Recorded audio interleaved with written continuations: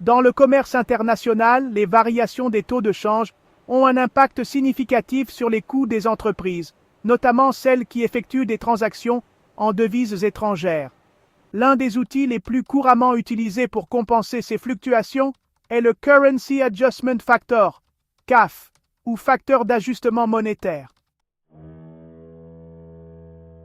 Ce mécanisme est particulièrement répandu dans le secteur du transport maritime et de la logistique internationale, où les transporteurs appliquent un ajustement sur les tarifs de fret pour refléter les variations monétaires et éviter des pertes financières dues aux fluctuations des devises. Ce guide détaillé vous expliquera ce qu'est le CAF et son importance dans le commerce international, les éléments nécessaires pour le calculer, la formule et les méthodes de calcul appliquées dans l'industrie, des exemples pratiques et des études de cas pour mieux comprendre son application, des stratégies pour atténuer l'impact des fluctuations de devises. En suivant ce guide, vous aurez une compréhension approfondie du CAF et saurez comment l'appliquer dans vos activités commerciales. Qu'est-ce que le Currency Adjustment Factor, CAF? Le Currency Adjustment Factor, CAF, est un ajustement monétaire exprimé en pourcentage, appliqué au coût de transport international pour compenser les variations des taux de change. Il est particulièrement utilisé dans le fret maritime, mais il peut également s'appliquer au transport aérien, au transport terrestre international, ainsi qu'aux transactions commerciales impliquant des devises différentes. Pourquoi le CAF est-il nécessaire? Le commerce international repose sur des transactions entre pays ayant des devises différentes. Or, les taux de change fluctuent en fonction de nombreux facteurs, les politiques monétaires des banques centrales, l'offre et la demande sur le marché des changes, les événements économiques et géopolitiques, l'inflation et la croissance économique des pays concernés. Ces fluctuations peuvent affecter les coûts d'exploitation des transporteurs et des entreprises. Le CAF est donc un mécanisme permettant d'assurer une stabilité financière aux transporteurs, d'éviter des pertes dues aux variations monétaires, de garantir des prix plus prévisibles pour les clients, de refléter l'évolution des devises sur les tarifs de transport. Avant de pouvoir calculer le CAF, il est essentiel de rassembler les informations suivantes. Taux de change de référence. Le taux de change de référence est le taux utilisé comme base pour comparer les variations monétaires. Il peut être un taux moyen du mois précédent, un taux de change fixé contractuellement par l'entreprise, un taux officiel publié par une banque centrale ou un organisme financier. Taux de change actuel. Le taux de change actuel correspond au taux en vigueur à la période de facturation. Il est obtenu via les taux de change fournis par les banques, les plateformes financières en temps réel, comme Reuters et Bloomberg, et les banques centrales et institutions financières. Période de calcul du CAF. Le CAF peut être ajusté sur différentes périodes, mensuellement, ce qui est le plus courant, trimestriellement, c'est-à-dire chaque 3 mois, et annuellement si les fluctuations monétaires sont faibles. Paire de devises concernées. Chaque entreprise doit déterminer la paire de devises qui impacte ses coûts.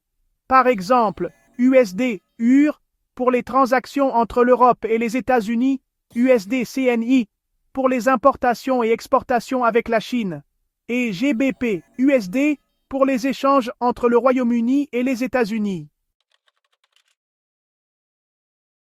Le CAF est calculé selon la formule suivante. CAF en pourcentage est égal à, entre parenthèses, le taux de change actuel moins le taux de change de référence, divisé par le taux de change de référence, le tout multiplié par 100. Si la variation du taux de change est positive, cela signifie que la devise de facturation s'est renforcée, réduisant le coût relatif en monnaie locale. Si la variation est négative, cela signifie que la devise de facturation s'est affaiblie, augmentant les coûts pour l'opérateur. Exemple de calcul. Taux de référence EURUSD 1,10. Taux actuel EURUSD 1,15. CAF égale à, entre parenthèses, 1,15 moins 1,10, divisé par 1,10, le tout multiplié par 100. CAF égale à, entre parenthèses, 1,10, divisé par 0,05, multiplié par 100, égale 4,55%. Le CAF appliqué sera donc 4,55% en supplément ou en réduction sur les coûts de transport. Le CAF est ensuite appliqué au tarif de fret via cette formule. Tarif ajusté égale tarif initial multiplié par 1 plus CAF divisé par 100. Exemple. Tarif de fret initial, 1000 $ américains. CAF calculé, 4,55%.